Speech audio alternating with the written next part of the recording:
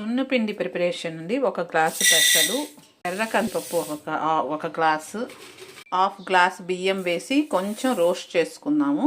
ఇది సిమ్లోనే కొంచెం బాగా ఫ్రై చేయండి.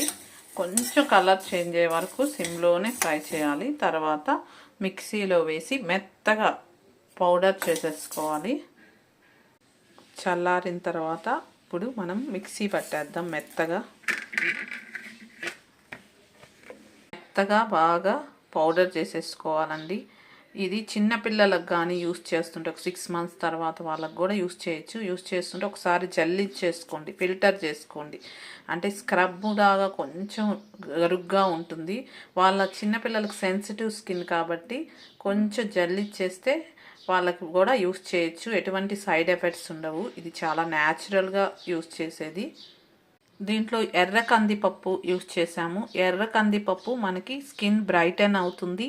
పిగ్మెంటేషన్ ఉండే వాళ్ళకు కూడా రెడ్యూస్ అవుతుంది. అండ్ రైస్ మనకి ఏమవుతుంది, రైస్ వల్ల మనకి స్కిన్ గ్లో అవుతుంది. డార్క్ స్పాట్స్ అన్నీ రెడ్యూస్ అవుతూ ఉంటాయి. అండ్ పెసర్లు అంటే గ్రీన్ గ్రామ్స్ యూస్ చేశాను. ఇది గ్రీన్ గ్రామ్స్ వచ్చి మనకి డెడ్ సెల్స్ ఏమన్నా ఫేస్లో ఉంటే అయిపోతాయి. విటమిన్ ఏ అండ్ సి ఉంటుంది గ్రీన్ గ్రామ్స్లో. అండ్ ఫేస్ మనకి స్కిన్ అంతా డీటాక్స్ అవుతుంది. ఈ మూడింటిని కొంచెం డ్రై స్కిన్ ఉన్న వాళ్ళు మాత్రము పెరుగు ఆర్ కోకోనట్ ఆయిల్ వేసి మిక్స్ చేసేసి వారానికి కనీసం 2 సార్లు అయినా యూస్ చేయండి. స్క్రబ్ చేయండి ఫేస్ బాడీ అంతా మినిమం 2 సార్లు అయినా. ఒకవేళ ఆయిలీ స్కిన్ ఉన్న వాళ్ళు మాత్రము రోజ్ వాటర్ మిక్స్ చేసేసి అప్లై చేయండి.